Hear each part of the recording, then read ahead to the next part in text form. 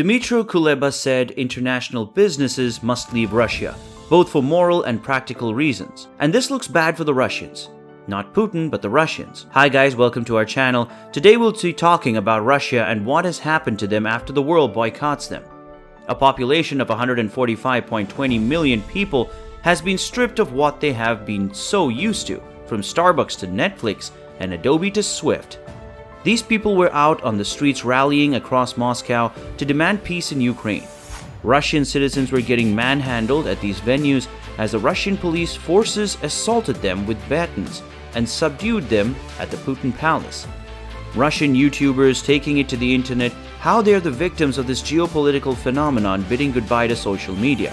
When there is a war of any sort, it is a delusion to claim victory when both have damaged their resources through these ill deeds. Now Russian civilians are trying to leave the country, but Putin's army is stopping them at the airport queues and questioning them for a legit reason. I know for a fact that these armies are just doing their jobs, regardless of whether they like it or not. Putin is powerless without Russia, and even though it might seem plausible to boycott the country, but this war of sanctions is not hurting Putin, it's hurting the Russians, normal people, normal Russian people. Now, when Dymtro Kuleba said, international businesses must leave Russia both for moral and practical reasons, how is it morally right to sabotage a nation of 145 million people when this hasn't stopped Putin? Normal Russian civilians are having a hard time. Milk, sugar, cereals, all of these daily essentials have doubled their prices. Basic necessities like diapers, which were 900 rubles, are now sold at 1,700 rubles. This has led to a shopping frenzy where people are buying 2 months of sugar in a day. The store retailers have decided to cap the rise up to 5% and impose limits on how much one can buy. Gadgets, car parts, and many other things have become a luxury for the Russians too. Russia's eBay site Avito is now hosting a sale on chicken burgers for 15,000 rubles. Russians are sad about McDonald's, Facebook, and you could find Russian Instagram accounts saying goodbye to the world. These are very sad days for the Russians, as they had just recently been recovering from their financial ups and downs. But the invasion just pushed them back into those days again.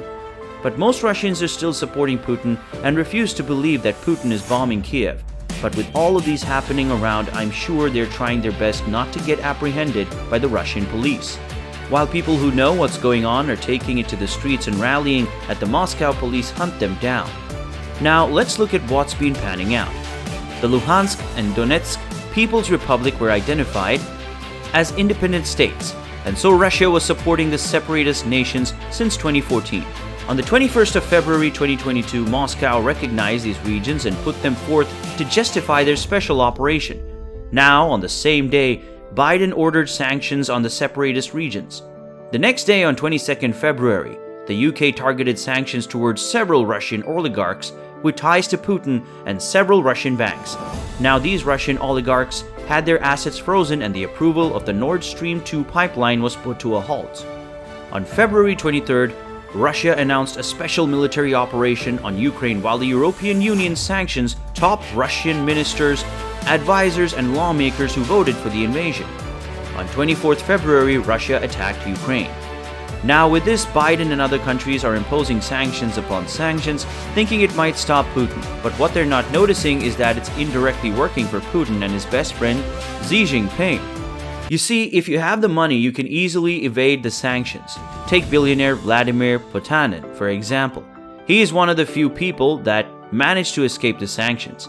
Now Putin's net worth is a mystery, but in a home where his toilet brush is 650 euros and the home itself is 1 billion euros, it is a question of doubt. Now the world's richest man right now is Jeff Bezos at $131 million, but Putin's worth might be a lot more than that. It's estimated to be around 200 billion euros considering all of his assets. Now I would like to think if the sanctions are affecting him. People would say that the mansion is not his, but the name itself says Putin's palace. And it is also said it is a report by Wales Online.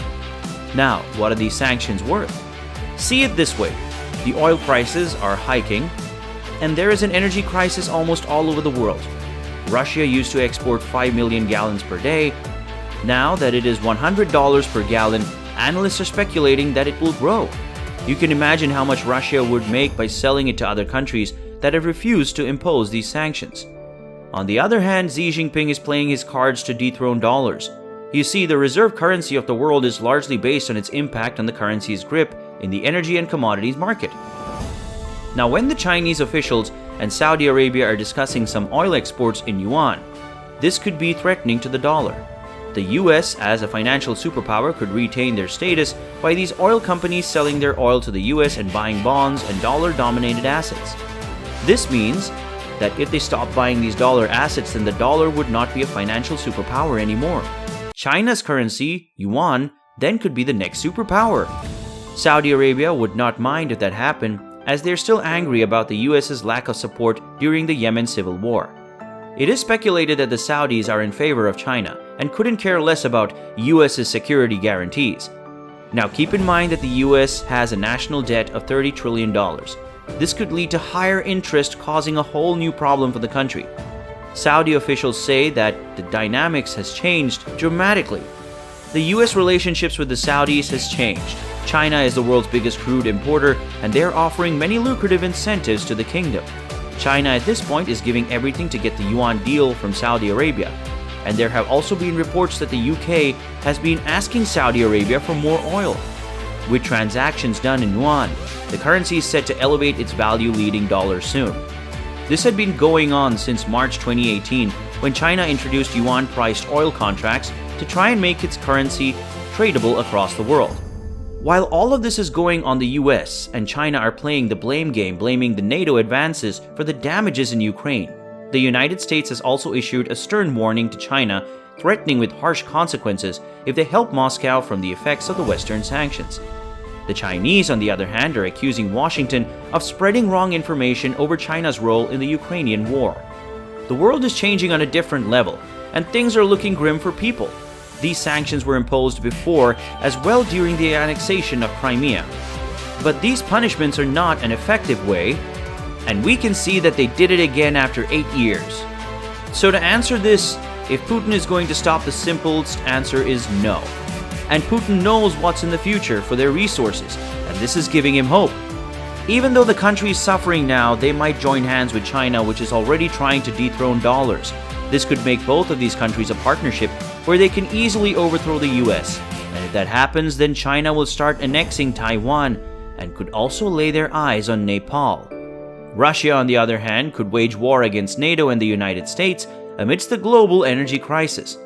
I know that I've painted a very bad picture, but both of these communist countries could revive their communist ideologies.